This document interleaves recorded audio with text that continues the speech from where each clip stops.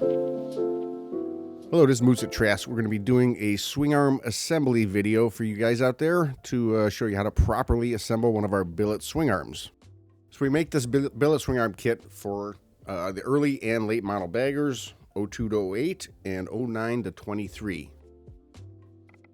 First thing we're going to do is remove the bearing and sleeve from the stock swing arm, and you need to retain this inner sleeve that gets pressed into the new bearings that are supplied with the kit. And then we'll press them into the swing arm pivot.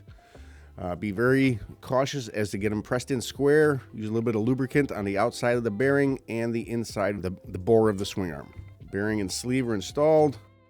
I just want to make note that he's installing the main legs onto the swing arm pivot. There's 6 fasteners on each side. Those are 5/16 and will be torqued at 24 foot-pounds. Later in the video, I will point out that there is a left and right arm. That they're designated by a notch that is cut into the left arm, and I'll point that out to you later in the video.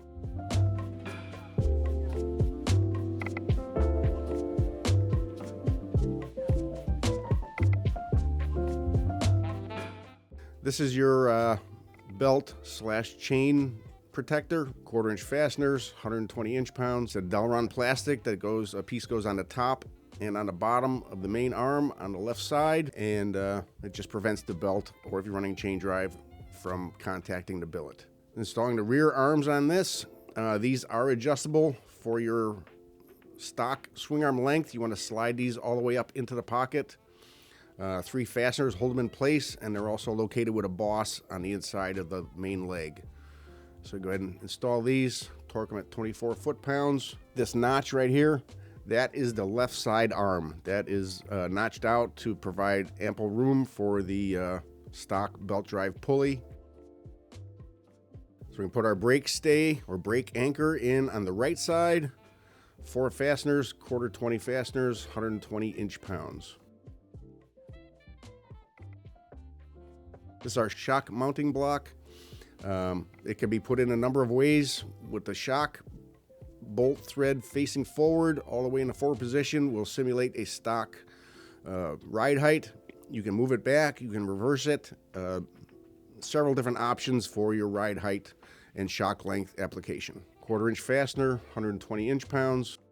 This is our axle adjuster, stainless bolt, nut, and safety wire plate. You want to put a little bit of anti-seize on this when you thread it into the stainless block that is pre-installed on the swing arm rear section. It's a little tedious, but you thread this all the way forward. When the final belt adjustment is achieved, you're going to lock that jam nut down, and if you choose to, safety wire it to the axle nut. These are decorative carbon fiber plates to cover up the fasteners on the main arm. It's a 832 fastener, torqued at 10 inch-pounds with blue Loctite. Here's our axle. I also suggest putting a little bit of anti-seize on that. As you can see, there's holes in the nut so that you could tie the safety wire to the axle adjuster plate. There you have it.